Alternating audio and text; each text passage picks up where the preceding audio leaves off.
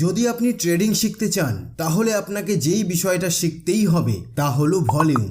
আমি এখন আপনাদের দেখাবো কিভাবে ভলিউম সেট করতে হয়। প্রথমে আপনি যে কোনো ব্রোকারে যান, সেখানে গিয়ে ইন্ডিকেটর অপশনে গিয়ে সার্চ করুন ভলিউম।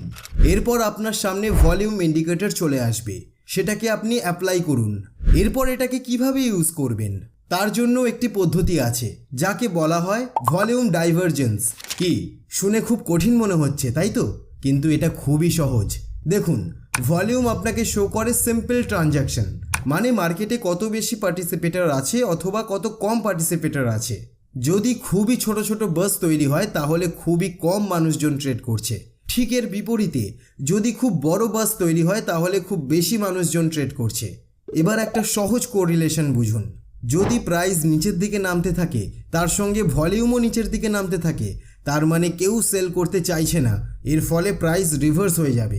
যদি প্রাইস নিচের দিকে নামতে থাকে এবং ভলিউম উপরের দিকে উঠতে থাকে, তার মানে মানুষেরা সেল করতে ইন্টারেস্টেড, প্রাইস আরও নিচে নামবে।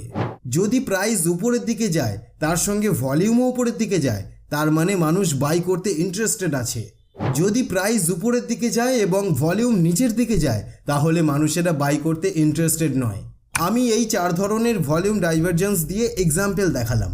সো বন্ধুরা, আপনারাও যদি ট্রেডিং ভালো করে শিখতে চান এবং আমার সিগন্যাল নিয়ে ইনকাম করতে চান তাহলে আপনি আমাদের টেলিগ্রাম চ্যানেলে জয়েন করতে পারেন। টেলিগ্রাম চ্যানেলের লিঙ্ক আমার প্রোফাইলের বায়োতে দেওয়া আছে, সেখানে ক্লিক করে আপনি খুব সহজেই জয়েন হতে পারেন এবং ভালো করে ট্রেডিংটা শিখতেও পারেন।